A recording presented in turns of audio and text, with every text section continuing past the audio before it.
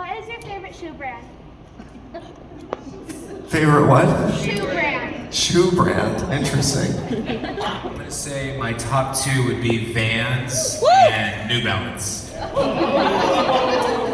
I like Adidas and Converse. Yeah. I'd say Vans and Nike.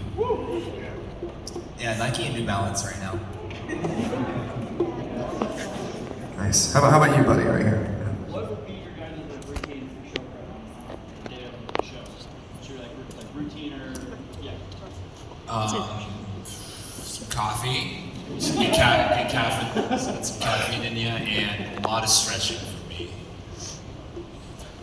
A lot of non-talking. And I have this thing that it's called a vocal mist, and it's like this. It like basically vaporizes this saline solution, and you inhale it, and it basically offers like moisture to your vocal folds, so it's like less abrasive when you have to sing for a while. And then I do a warm up for like 10 minutes before we play. Yeah. Definitely caffeine, so coffee and vocal warm-ups, guitar warm-ups, hand stretches, arm stretches, and yeah, just eating something like relatively healthy before we play. Whiskey. I'm totally joking. I warm up for about like 2 hours, an hour before we play. I'll just run through like rudiments, get my hands warm, get my feet warm, lots of water, full body stretching, like the guy said, yeah. Oh, wait, the shorter one in the back right there. Me? Yeah, you. Sorry. What is your personal favorite song you wrote? Favorite personal song that we wrote as a band? Yeah. I'm about to give it to Rory for Parallel, just because Yeah. it's a very emotional song. And it gets me too every time you sing it.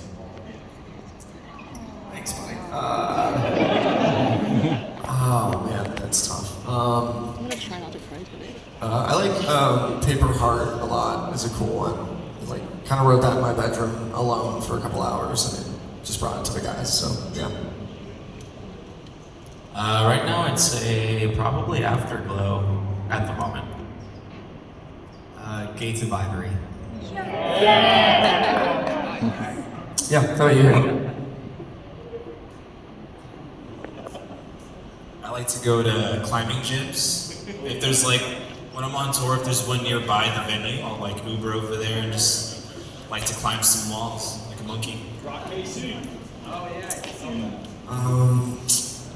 I just hang out with my daughter all the time when I'm home, basically. So yeah, I do that, and then I like rock climbing too, but it feels like I don't have as much time for that between touring and being a dad. But it's fun to go when you can. Yeah. Sometimes I make some music for fun outside of Dayseeker, and then sometimes video games, hanging with family, and hanging with pets. Whiskey. I play a lot of video games when I'm at home. I like to go on runs too. Playing Diablo. Some Path of Exile, yeah. Let's go. How about you, way in the back right there? Yep, you. Hello. Who has been your favorite band to either record with or tour with that you've like been around? To tour with, I'm gonna go with Beartooth. We did a run with them in Australia, and they were just so sweet and like very welcoming. Yeah, they just seemed like a good time. Yeah, Beartooth was awesome. Pierce the Veil also were like very. I think sometimes you tour with a band at that size, and it feels like it would be totally justified if they were like big shots or like didn't want to hang out, and they just felt like they went out of their way to kind of befriend all of us and be really cool. So yeah. Definitely Pierce the Veil and Beartooth, and recently Holding Absence. They're pretty fun people. Here we go. Yeah, I gotta give it up for Pierce the Veil, for sure. Yeah, how about you in the hat here? Yeah. Which Sleep in the Sea part is your favorite? Two, definitely. Yeah. The first one sounds like it was recorded in a trash can, so I definitely lean towards part two. Yeah. Anything else? Yeah. How about you then? So outside of Orange County and maybe like Taco Mesa, where's your favorite place to eat that you found on the road?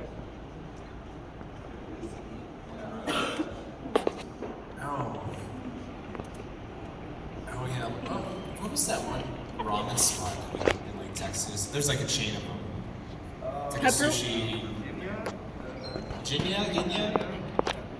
Some sort of like it was like a cool ramen sushi spot for me, but I guess I'm blanking on the name. Man, I haven't been in forever. How far is Springfield like close to here? Or? Man, there was we used I think it was called the Outland Ballroom. We used to play there all the time back in the day, and there's a spot right next to there called Grad School, and they have like one of the best burgers I've ever had in my life. So yeah, y'all should check it out. It's real close. One that comes to mind, I believe it was called Melting Pot. Yeah, not just because of the food, but it's like a cool experience, like for a group of people, or even like for a date, because you sort of cook the stuff yourself. So it's pretty fun. Is condados a thing that we eat?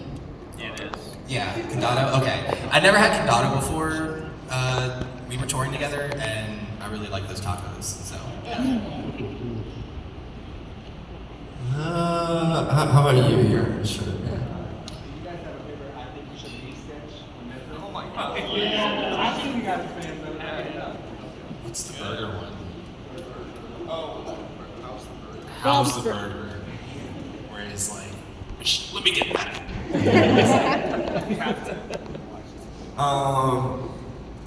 Oh man, I like the Carl Havoc one. It's really funny where he dresses up as a guy and then he's like, it's too. There's a lot of kids here, so I'm not gonna say it, but yeah. Oh man, it grew on me a lot, but the Crashmore sketch, yeah, that's one of the top ones for me. I know it's not I think you should leave, but this characters like bit of them doing the Lady Luck, is that the name? Yeah, the Lady Luck thing just the casino one just puts me in a good mood anytime I watch it. It's so funny. So what other names of music like inspired you guys to write music? Other artists? Yeah, artists, bands. I feel like Radiohead like brought the emo side of me for sure. Like, Yeah. that and like the Used, Taking Back Sunday. That's like what I grew up in, like right when I first started high school getting into music.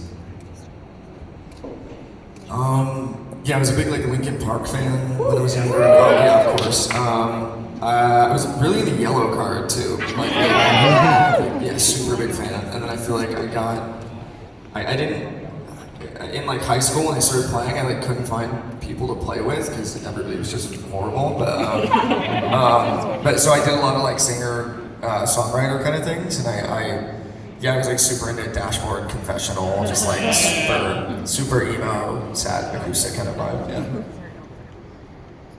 Yeah. For me, growing up and like learning more about playing instruments, I was influenced by like Cirque du Survive, Thrice, Cities Burn, Misery Signals, Cartel, everything under the sun that involves like cool guitar work. But later in life, I took a lot of advice and like stuff after John Mayer. So he's inspired me to get better at guitar. Growing up, it was kind of weird. I would listen to Linkin Park and then like Dave Matthews Band. It was super bizarre. They have a really good drummer, surprisingly. And then as I got older, I got into like the more metal things, and so I got into like Animals as leaders, like Matt Garska's a crazy drummer. Pretty much covers it. Yeah, how about you right here? If you guys played baseball, what would be your walk-up song?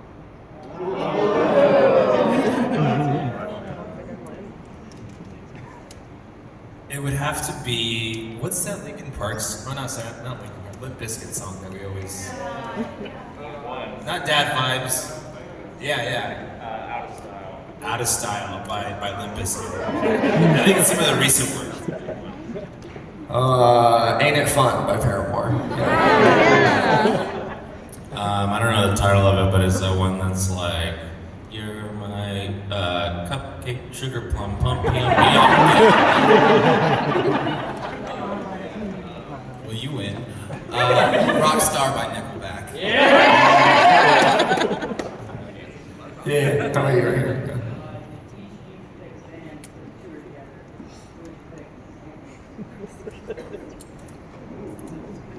I would really like to do a tour with Bring Me the Horizon. Sleep Token.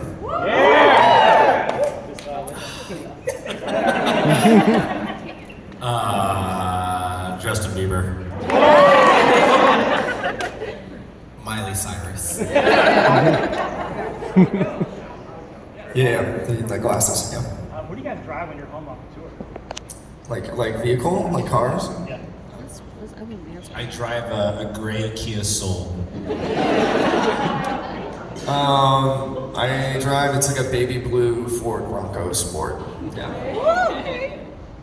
I drive a black Volkswagen Passat. Nissan Rogue.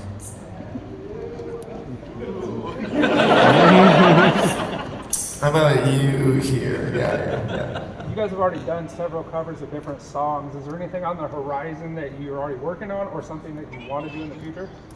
You mean like cover-wise? Yeah.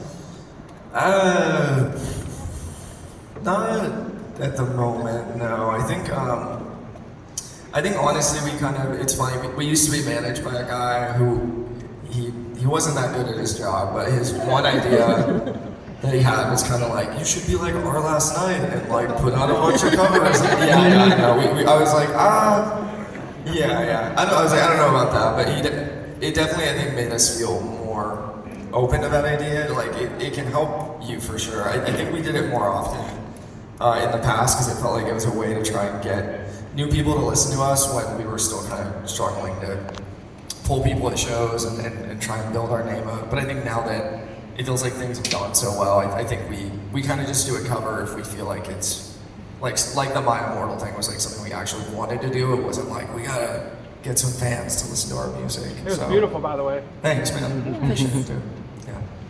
Yeah. How about you? You guys tour with Sure. Yeah. Yeah. No. I think it's hit a weird thing where like. I think there was a weird crossover where we did that tour a few years ago and we were, it's funny, it was pre-pandemic and we were the opener, we were the one of four, and then it was like us, Gideon, Devil Wears, and then them, and then it was interesting to, like, you fast forward a few years and then we headlined and we were doing a lot of the same rooms that they did and we were selling them out, so now it feels like we would do a tour with them, but there's a weird thing kind of where it feels like we would either have to co-headline or they'd have to play before us. So, and some people have a chip on there. You'd be surprised. Some people are kind of like, I'm not opening up. Like you opened up for me. I'm not gonna open for your tour. But I would, yeah, definitely. They're really nice guys. Yeah. Yeah. I mean. If you could have a superpower, what would it be? And I like how you said you can't repeat it, so. I've always thought about like just flying. I've had dreams of just like, dude, I'm floating. So I think just flying would be really cool. I agree. I would love to have just vocal folds that just never got tired. That's like the one plaguing part of tour is just I have to like be so annoyingly attentive to like, did I talk too much today, or like I can't push too hard when we perform. I basically just wish I had a voice like Zach does like guttural screams on our bus every day and just never loses his voice.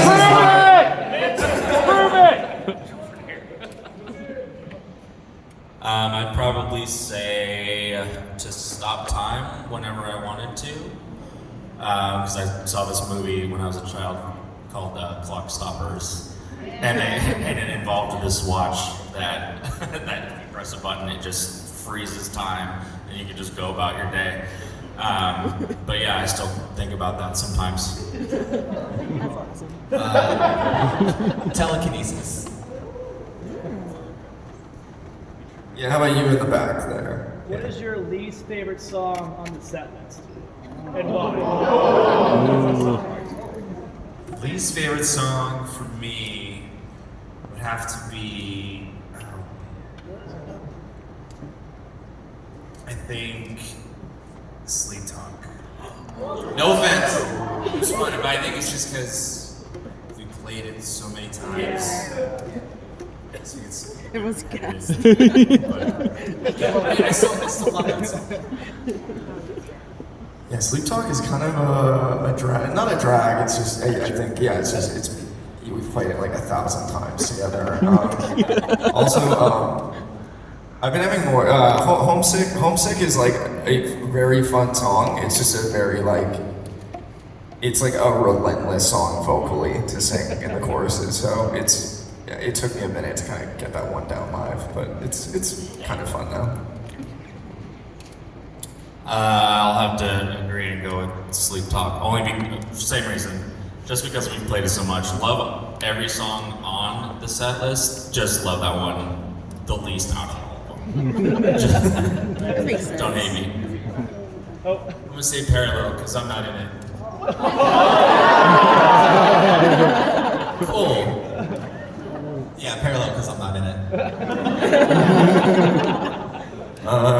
Yeah. How about you? What has been your favorite place to perform? On this tour or like? Ever.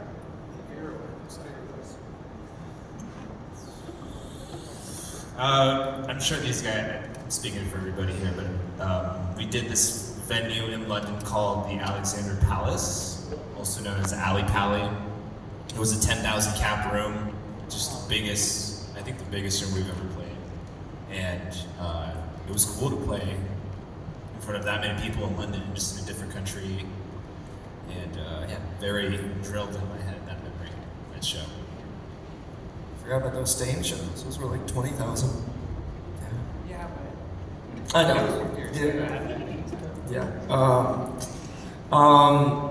Yeah, we played in Brisbane in Australia at this place called River Stage, and it was we did it with Pierce and Beartooth, and it's like this giant grass lawn that leads down to the stage in a botanical garden, and it's just a very beautiful place to play. But yeah, it was 9,000 people, and it was kind of a trip because sometimes when you open those sets, they can't get that many people in the building fast enough. So you start playing, and it's half filled or whatever. But we walked out on stage, and it was just like a sea of people. It was fully packed. So that was a very surreal, crazy show to play. Yeah.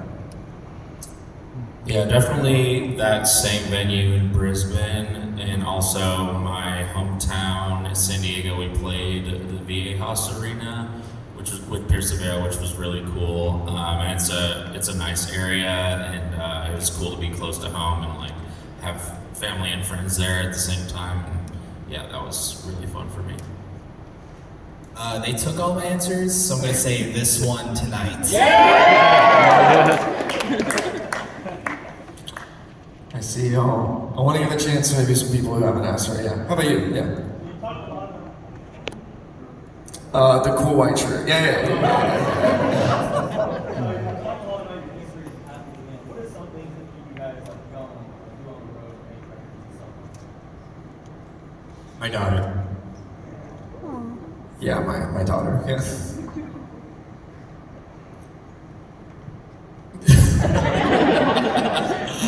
Coffee. Whiskey. No, drums. Honestly, it's just drums. I know it's like a dumb answer, but I wake up every day and I'm so stoked to go drum. It's just what I want to do. Yeah. You had one, right? Yeah. Were there any other songs you considered for the Rep album? Yeah, it's funny. I think we initially talked about doing Paper Heart, but it was just so like, it's like it's already like kind of, so it just felt like we should probably save like spots for songs that were more upbeat rock songs that can sound like completely different, because I think we were gonna do like an ultra strip version of Paper Heart, and then we just put it together and we were like, I don't, like, maybe not, like it, I think it's funny when people were like, they want an acoustic song of like Parallel or something like that, and I'm like, it's already so slow, it's like, would it be that much cooler if it was just an acoustic, you know? So I think that was the only one that we thought about, and then it didn't make it. Otherwise, it was pretty easy. We lined all the songs out. We were like, yeah, this looks right. Yeah. I think we have time for 2 more. I'll take you right there. Yeah. So I know there's not a lot of repetitiveness on the bills for Shiprock. How was your experience? Are you alluding that it's a bad experience so people don't come back? They said they would never do it again. So like I didn't know from their fans. I didn't know they said that. It was. I think a lot of us felt like it was maybe like a day or two too long. Like just like in the sense of like you are on like this ship that is like kind of constantly rocking, and I think by the 5th or 6th day we were kind of like, I would like to just be on solid ground and not be moving for a second. Because even there's like a bunch of different areas to play at Shiprocked, but we got to play. There's like a nicer theater, but it's definitely, I think, towards the bottom of the ship, and they were just hitting like crazy waves hitting the ship while we were playing. So I was like moving against my will a lot of the time, like while we were playing. It was definitely like an interesting experience, but we played at the top deck and it felt fine and had like a blast. I would probably do it again. Although I do feel like there's an Emo's Not Dead cruise, and I feel like we fit in like way more with those bands. Like we were playing with like Killswitch Engage and just all these bands that are kind of like older divorced dad rock, and I feel like you know, we're like Taking Back Sunday. Like I still had a blast, and all the bands were great, but it did feel like we were this sad emo band, and it felt like they just wanted like a bunch of Killswitches kind of playing, you know. But yeah, maybe, yeah. Cool. How about you? I wanted to get into music, and I want to know what's the good what's that together like vocally. I talked to him, but I actually ran into him at the gym. He got arrested on Twitter. So I was like, oh, that's really cool. So he told me a little bit, and he really got the question as well. So I'm like, Like how do you like start like singing? Vocally, man, just like relentless practicing. I mean, I didn't start singing until I was, I think, like 14, and it took me a minute to get kind of to a decent spot, and then even then, it's funny. I even listened to like some of our earlier recordings on our first and second album, and I'm like, God, like I wish I could redo some of that stuff. But yeah, I mean, honestly, just relentless practice. I think it's important too to like try and think about like who you want to sound like in a weird way. I feel like I'm just a weird cocktail of a bunch of different. I was like a big fan of like Aaron Gillespie and Under Oath when I was younger, but then I got into like R&B kind of stuff as I was getting older too, and it's just a weird kind of cocktail. And then I think if you get the chance to, I think touring kind of like kicks you into shape, because you have to learn how to do it in a way that you like we used to do local shows and I could like blow my voice out because it was just a one-off, but then when we started touring and you have like 4 weeks to do and then you're losing your voice after like a week, it's like, damn, I gotta figure something out here. But yeah, just practice, and I mean if you really love it, just keep trying until you find your footing. Yeah, of course, yeah. All right, we're gonna cut the Q&A just because we want to give Avoid time to get their stuff all set up, and then you guys are gonna have access to merchandise before doors actually open. So we really appreciate you guys. So thanks for being here. Yeah.